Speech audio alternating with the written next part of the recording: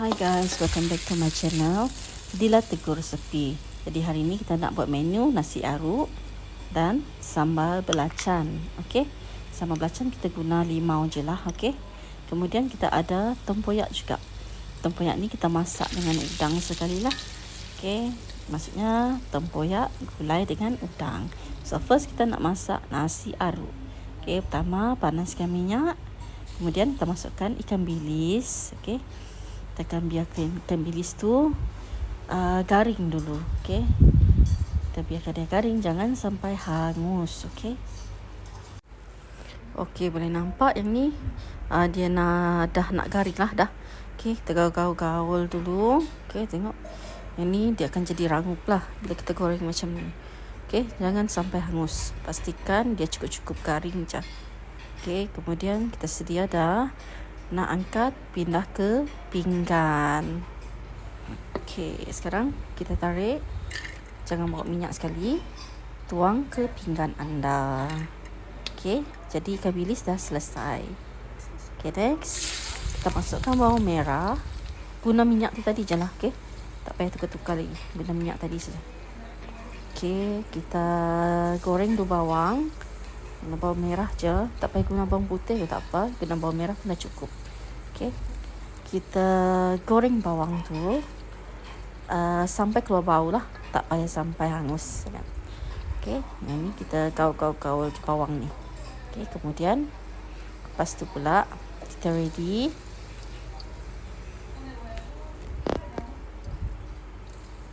Okey, masukkan nasi. Sama ada nasi yang dah kamu masak semalam ke atau kita baru masak pagi ni ke. Okey, masukkan nasi ke dalam kuali lah. Okey, kita pecahkan nasi kita tadi. Kita gaul. Kita aruk dia. So tu nama dia nasi aruk lah. So kita aruk dia terus. Okey, kita gaul, aruk sebati dengan bawang tadi. Sebab tu nama dia nasi aruk. Okey, next kita masukkan pula garam. Okey, sedikit garam masukkan. Lebih kurang jumlah ni saja. Okey, untuk jumlah nasi macam ni kita masukkan sedikit. Okey, kemudian kita boleh aruk lagi lepas ni. So garam tu biarkan dia sebati dengan nasi. Okey, tak payah banyak sangatlah garam dia, secukup rasa saja. Sebabkan ikan bilis tu nanti kita akan campur, jadi dia akan ada rasa masin juga, okey. So kita ikut sukaan kita lah. Okey, yang ni tak ada pakai sabuk perasa, just guna garam saja. Okey, kemudian kita masukkan tadi ikan bilis kita yang dah kita goreng garing. Okey, kemudian kita aruk-arukkan lagi. Okey, kita gaul-gaul sampai sebati. Okey, so ni dia nasi aruk dah. Okey, pastikan kita punya ikan bilis tu dah gaul sebati. So bila dia buat macam ni, ikan bilis dia akan terasa rangup dia lah. Okey, kalau kita goreng dia bersama dengan bawang tadi, ikan bilis tu dia akan lembek. Tapi kalau kita goreng dia asing, bila kita makan nasi tu macam ni, dia akan ada rasa crunchy lah. Okey, untuk ikan bilis tu. So kita gaul-gaul je sebati sampai masak. Okey. Okey, so ni dia tadi guys, menu nasi aruk kita dah siap. So boleh tengok, dia memang menu legend lah kan. Nasi goreng kita orang dulu kan, dia macam sedap lagi, keaslian rasa dia. Kalau sekarang ni macam-macam lah, nasi goreng ayam dan sebagainya. So ni nasi goreng aruk, boleh cuba. Okay, so next kita nak buat sambal belacan. Okay, ni belacan. Ni belacan homemade dah. Belacan homemade, yang ni belacan miri. Memang ni dah dibuat oleh mertua adik saya. So ni belacan ni memang masih fresh lagi lah. Okay, untuk ulam-ulaman ni saya guna sedikit saja belacan dia. Kemudian masukkan ikan bilis. Okay, ikan bilis kita akan ketuk bersama dengan belacan tadi. Okay, ni untuk sambal belacan untuk ulam-ulaman kita lah. Okay, kemudian masukkan 2 biji cili padi. Okay, kalau anda suka pedas boleh masukkan lebih banyak lagi lah. Okay, kalau macam kita nak kurang pedas, letak 2 biji, 1 biji pun boleh. Terpulang ikut cita rasa anda lah. Kemudian kita ketuk dekat lesung batu. Okey, ni memang base belacan. Sebab belacan miri kan, belacan original kan. Okay, so kita ketuk saja dengan ikan bilis. Okay, ada orang lain cara dia buat sama belacan. Okay, ni cara kita punya family. Biasanya memang guna ni lah. Ada orang pakai bawang dan sebagainya. Tapi kalau kita guna ikan bilis, belacan dan cili saja. Okay, so kita ketuk saja sampai lumat. Kalau tak lumat pun tak apa, terpulang. Ikut cita rasa anda. Okay, kemudian kita boleh masukkan gula pula. Okay, ni untuk menyimbangkan rasa dia. Terpulang lah, tak nak banyak ke nak banyak ke. Kalau banyak sangat nanti manis kan. Kalau sikit sangat nanti rasa belacan tu tak seimbang. Okay, terpulang. Ikut anda lah. Yang ni saya baca ada terlebih sikit letak gula. Tapi okay, dia masih okay lagi rasanya. Okay, kita boleh ketuk awal-awal lah gula ni dengan belacan. Untuk memudahkan lagi kita untuk ketuk. Okay, untuk memudahkan lagi dia untuk sebati. Okay, tengok ni. Saya dah ketuk dia sampai lumat guys. Okay, yang ni kita betul-betul ketuk dah sudah. Kalau tak nak ketuk, nak blender pun boleh. Tapi lebih enak kalau kita ketuk. Okay, kemudian saya guna limau.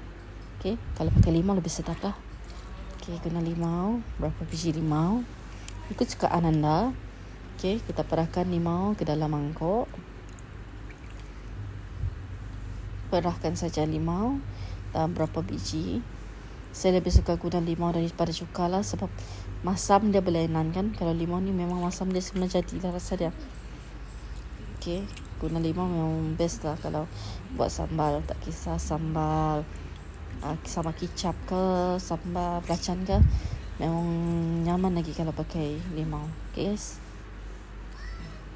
Okay, saya guna berapa biji dah tadi limau.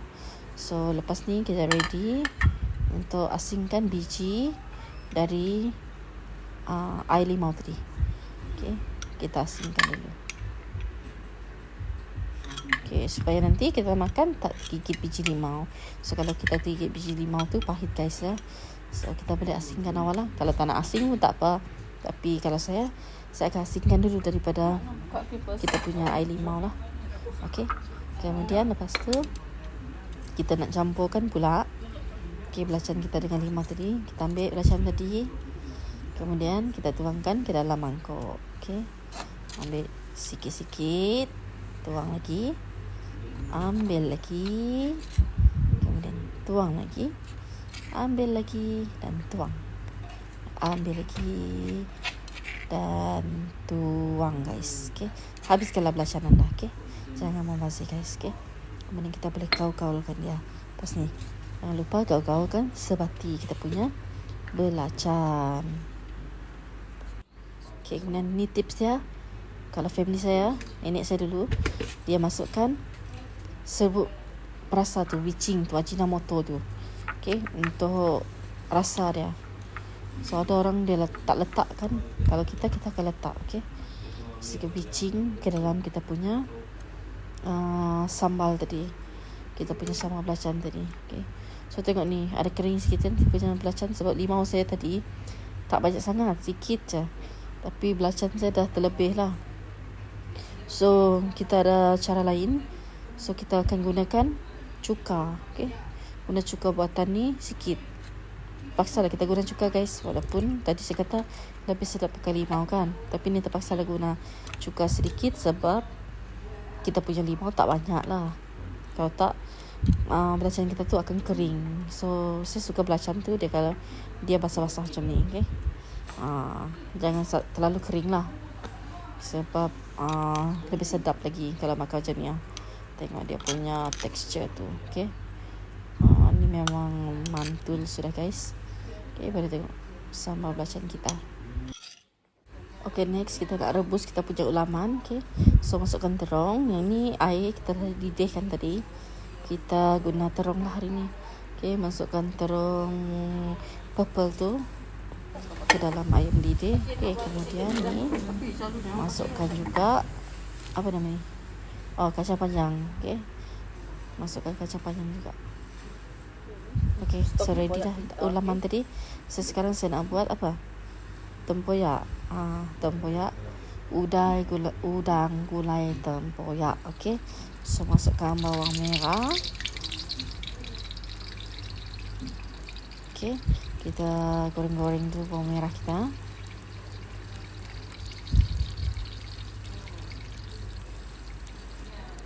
Masukkan ikan bilis juga. Terpulang nak banyak atau sikit. Okey, kalau tempoyak ni memang nyaman lah kalau pakai ikan bilis juga. Tak payah pakai udang pun sedap juga kalau pakai ikan bilis lah. So nama dia tempoyak ikan bilis kan. So this time kita nak buat campur lah. Okey, kita goreng-goreng je bawang dia dulu. Kau. Okey, kemudian kita ready masukkan udang.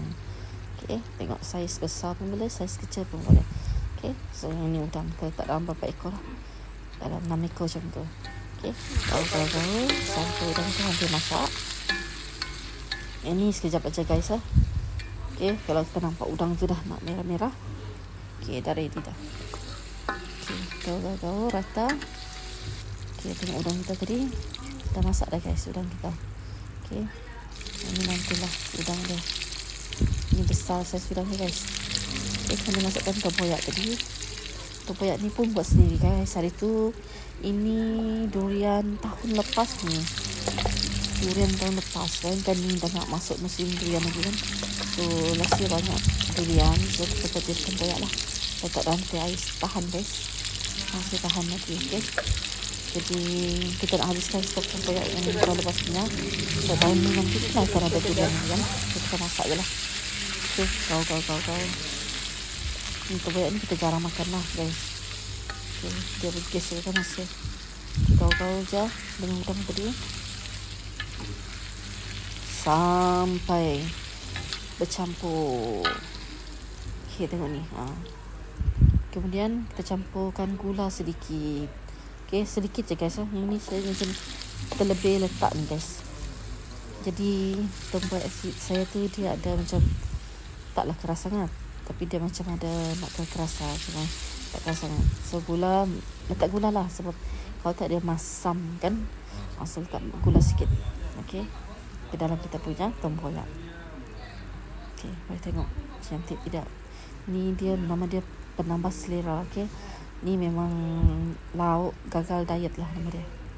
Okey, kemudian ni kita masukkan sedikit serbuk perasa.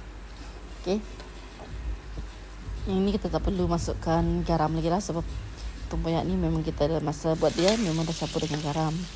So tinggal letakkan serbuk perasa je lagi. Okey, kemudian kita gaul-gaulkan je lagi. Okey, boleh tengok menjadi guys. Walaupun dia terlebih gula sikit tapi masih still okey lah. Okey, so tengok ni hasil dia. Nampak menyelerakan tidak? So anda boleh try ni resipi ni dekat rumah bagi yang belum pernah try. Okey, ni resipi kita.